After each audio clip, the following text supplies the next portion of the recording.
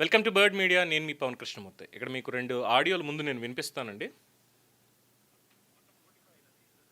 26.07 acres, 26 ఎకరాలు deputy CM AP Pawan Kalyan గారు వారు కొన్న తర్వాత 2017 అంటే 18th జనవరి ఈ రోజు దాన్ని పబ్లిష్ అయింది అనమాట. Notification, preliminary notification. ఈ కోడిచెరు ఎల్లో అండ్ రెడ్ ఈ పోర్షన్ అంత అనమాట. సో ఇది మీరు చూస్తున్నారు కదా, ఇదంతా కోడి చెరువు దీని ఎక్స్టెంట్ అనమాట. గ్రీన్, ఇది గ్రీన్, రెడ్ పోర్షన్ ఇది అనమాట. గ్రీన్ ఇదంతా దిస్ ఇస్ కోడి చెరువు. ఓకే, సో దీని ఎక్స్టెంట్ వచ్చేసి మొత్తం నోటిఫై అయినది దిస్ ఇస్ 26.07 acres, 26 ఎకరాలు. దీని బఫర్ జోన్ 6 ఎకరాలు. టోటల్ గా 32 acres అనమాట దీని ఏరియా మొత్తం. ఓకే, ఇది ప్రిలిమినరీ అండ్ ఇది మన ఫైనల్. దీని ఫైనల్ నోటిఫికేషన్ కూడా అయిపోయింది. ప్రిలిమినరీ నోటిఫికేషన్ 2017 అయింది, ఫైనల్ నోటిఫికేషన్ 2024 అయింది. అంటే మొత్తం చెరువు అనేది నోటిఫై అయింది. వీరు కొన్నది 2014లో కొన్నారు, అంటే ఒక 3 ఏళ్ళు నోటిఫై కాకముందు కొన్నారు. కొన్న తర్వాత దీన్ని ఇక్కడ చూస్తే కనుక ఎక్కడ కూడా మీరు ఎక్కడ డిస్టర్బ్ కాలేదు. వీళ్ళు ఈ పైన ఉన్న వాళ్ళంతా మట్టితో ఫిల్ చేసి మొత్తం చూసారు. ఇక్కడ మీకు మొత్తం చెరువు బెడ్ మనం చూస్తే కనుక లెవెల్స్ కూడా చూస్తే కనుక ఎక్కడ డిస్టర్బ్ కాలేదు. వాటర్ అంతా ఇక్కడ ఫ్లో అవుతుంది అనమాట. ఇక్కడ నుంచి పడ్డ వర్షం అంతా కూడా ఇటు ఫ్లో అవుతుంది. ఇక్కడ ఫెన్సింగ్ వేశారు. ఫెన్సింగ్ వేసినప్పుడు వీళ్ళ బౌండరీ అంతా ఫెన్స్ వేసుకున్నారు అనమాట. ఫెన్స్ వేసుకున్నారు. ఇదంతా ఎల్లో దాకా, రెడ్ ఏమో FTL, అదేమో వాళ్ళు అన్ఎఫెక్టెడ్, అంటే అది పట్టాలండి మామూలుగా వాళ్ళు వాడుకోవచ్చు. ఇది FTL లో ఉంది. చెరువు వాళ్ళ ల్యాండ్, వాళ్ళ ఏరియాలో ఉన్నది. దీనికి ఫెన్స్ వేయటము, ఆ ఫెన్స్ కూడా వాళ్ళ వాటర్ ని పర్మిట్ చేస్తున్నారు. అంటే పైనుంచి పడ్డ వాటర్ అంతా కూడా ఉంది. ఎప్పుడైతే కనుక వాటర్ ని బ్లాక్ చేస్తే అది తప్పు అవుతుంది అనమాట. వీళ్ళు వాటర్ ఫ్లో ఎక్కడ బ్లాక్ చేయలేదు. అంటే నీళ్ళు ఇదంతా కనపడుతుంది కదా, ఇదంతా మీకు చెరువు ఇదంతా వస్తుంది అనమాట వాటర్. సో అంటే యాజ్ ఇట్ ఈస్ అలానే ఫెన్సింగ్ వేయటం ఒకటి వాళ్ళ ల్యాండ్ ని కాపాడుకోవడం. ఈ పైన ఎవరో ఉన్నారు, వాళ్ళు ఇటు రాకుండా ఎండాకాలంలో ఏమవుతుంది, చెరువు నీళ్ళు ఉండవు కదా, నేచురల్ ఎవరు అటు ఇటు అవ్వకుండా మార్క్ చేసినట్టు బౌండరీస్. సో అది ఫెన్స్ వేసుకున్నారు. సో జరిగింది అది. సో దీంట్లో వాటర్ బాడీస్ ఉంది, FTL పవన్ కళ్యాణ్ గారి ల్యాండ్ లో ఉంది వాటర్ బాడీస్. సో అదేం ప్రాబ్లం లేదు. ఇప్పుడు ఎవరి దాంట్లో చెరువు ఉండొచ్చు. ఇప్పుడు మీరు పట్టా ల్యాండ్ లో చాలా మంది చెరువులు వాళ్ళ ల్యాండ్స్ ఏది కొంటారు, కొన్నప్పుడు 100 ఎకరాలు ఉందనుకోండి, దాంట్లో 10 ఎకరాలు FTL ఉండొచ్చు. ఉంటే కనుక దానికి రేపు దాన్ని పూడ్చకూడదు, దాన్ని మట్టితో నింపకూడదు, దాని చుట్టూ గోడ కట్టి చేయకూడదు. వాళ్ళ ల్యాండ్ లో ఉండొచ్చు, చెరువు ఉండొచ్చు. పట్టాలు ఉన్నాయి. ఇప్పుడు కాపరా చెరువు అదే చెప్తున్నాను, లేకపోతే నల్లగండ్ల చెరువు ఉంది. FTL లో పట్ట రావడం కానీ ఫెన్సింగ్ వేయటం కానీ ఇల్లీగలా కాదా? FTL లో పట్ట రావడం ఇల్లీగల్ కాదు. నెంబర్ 1, ఫెన్సింగ్ వేయడం, వాటర్ ఫ్లోని అబ్స్ట్రక్ట్ చేస్తే ఇల్లీగల్.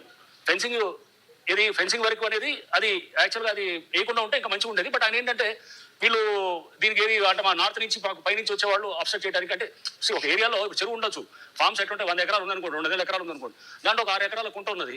దాన్ని అతను వేరే వాడితో బార్డర్ ఉంది. ఇది ఈ బార్డర్ లేకపోతే ఆయన లోపల ఉంటే ఆయన ఫెన్స్ చేయడు అసలు. ఆయనదే ఇక్కడ దాకా ఉందనుకోండి, ఏరియా అంతా ఆయనదే ఉందనుకోండి, ఫెన్స్ చేయడు కదా. సింపుల్ అది. ఇప్పుడు ఇదే పవన్ కళ్యాణ్ గారు ల్యాండ్ అనుకోండి, మొత్తం ఆయన ఫెన్స్ వేసి తెలుసుకుంటాడు, వదిలేస్తాడు. అంటే ఆయన హద్దులు ఇది అనమాట. ఆయన పర్సనల్ ఫెన్సింగ్ వేసినా కూడా ఇట్స్ అగైన్స్ టెక్నికల్ తప్పని అంటున్నారు. టెక్నికల్ గా ఎందుకంటే చెరువులో ఫెన్సింగ్ అంటే it is not usable. Technical గా కూడా అది కూడా చెప్తున్నాను. టెక్నికల్ గా ఆయన వాటర్ ఫ్లో ఆపట్లేదు. ఆయన is not hindering the water flow, obstruct చేయట్లేదు. సో దాన్ని ఏముంది, వాటర్ యథాతథంగా వస్తుంది. This is the best example కనబడుతుంది.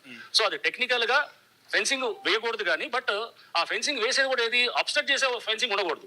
ఇది మన వెళ్ళి ఏ చెరువులైనా కానీ, ఇప్పుడు మీరు ఇది మన హయత్ నగర్ దగ్గరికి వెళ్తే కనుక చెరువులన్నింటిలో ఫెన్సింగ్ ఉంటాయి, ఎవరు కూడా పట్టాలు ఉంటాయి.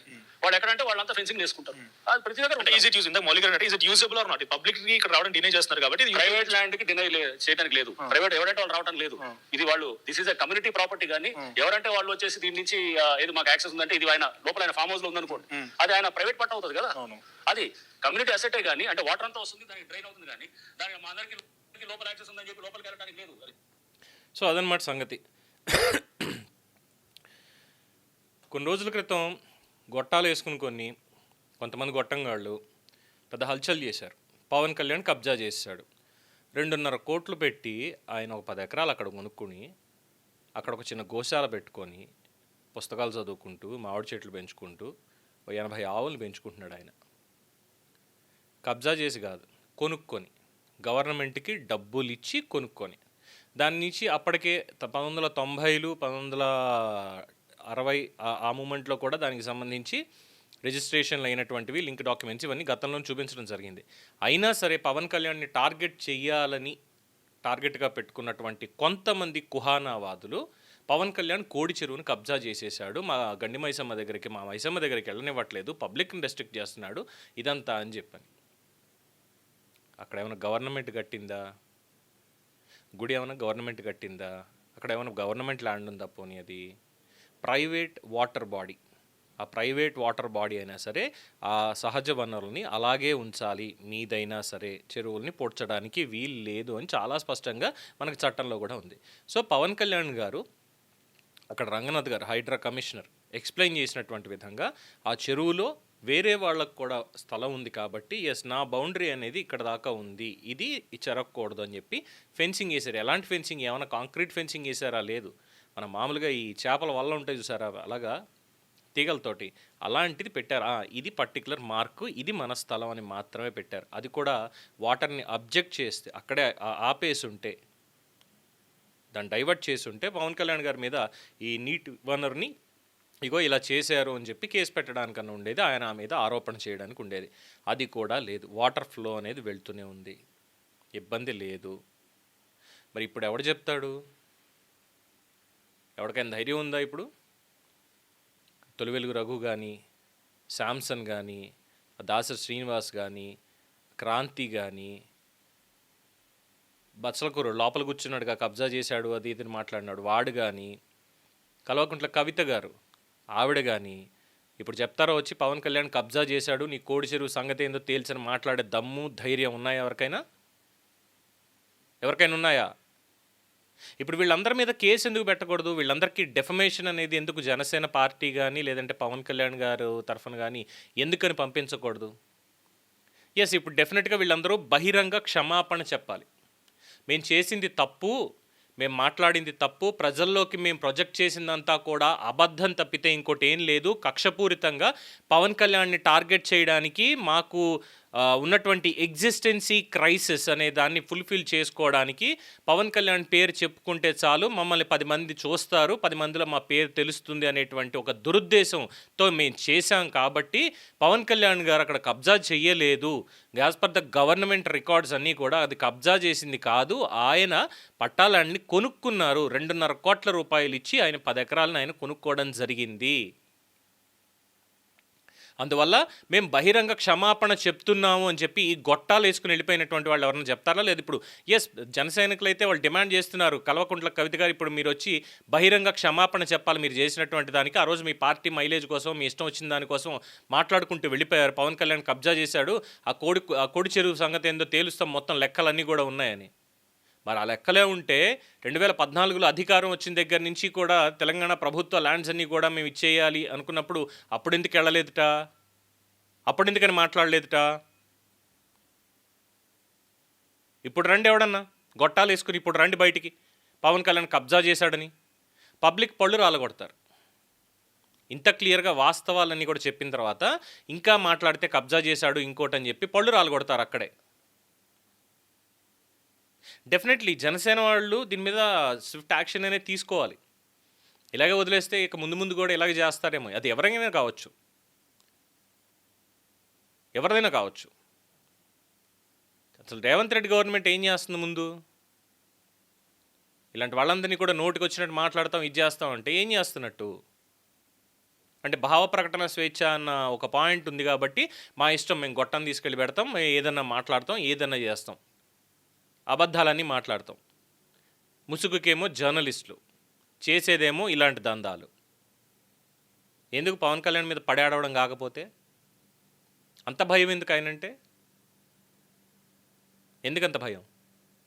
అంత భయపడే కేవలం వాళ్ళ కార్యకర్తలతో ఒక ప్రైవేట్ ఫంక్షన్ హాల్లో సమావేశం ఏర్పాటు చేసుకుంటున్నారు అన్నదానికే ఇప్పటిదాకా కనీసం ఆ వణుకు తగ్గట్లా వీళ్ళకి.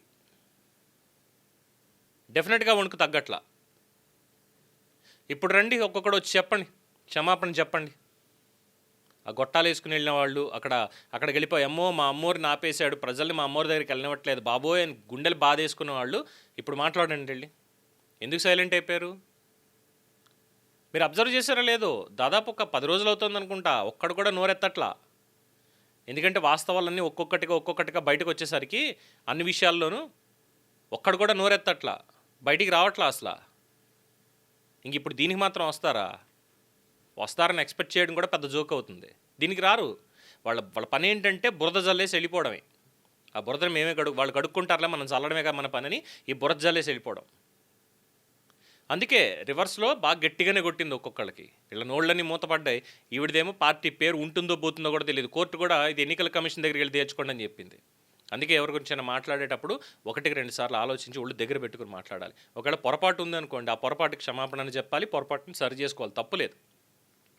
కానీ ఇంత నీతి మాలినటువంటి కబ్జా ఆరోపణలు ఇలాంటివన్నీ చేయకూడదు.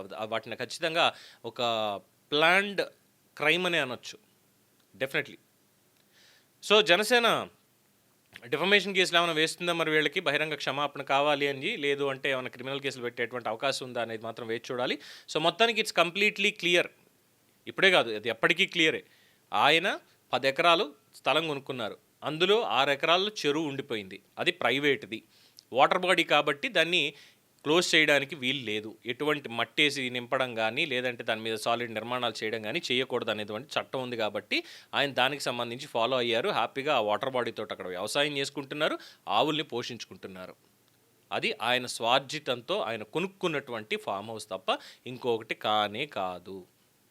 కబ్జా చేసింది కానే కాదు అని ఆ రోజు చెప్పాం. ఈరోజు అధికారికంగా రంగనాథ్ గారే చాలా స్పష్టంగా అందులో ఉన్నటువంటి లోత్పాతులు ఏంటనేది కూడా క్లియర్గా చెప్పారు.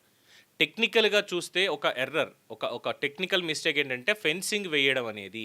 కానీ అది కూడా పక్కన పెట్టేసేయచ్చు, నెగ్లిజిబుల్. ఎందుకు అనంటే వాటర్ ఫ్లోని వాళ్ళు డిస్టర్బ్ చేయడం లేదు. అది కేవలం ఒక మార్కింగ్ మాత్రమే, ఈ స్థలం వరకు మనది అని చెప్పుకునేటువంటి మార్కింగ్ మాత్రమే తప్ప they are not disturbing a water body అని చెప్పి చాలా క్లియర్గా చెప్పారు.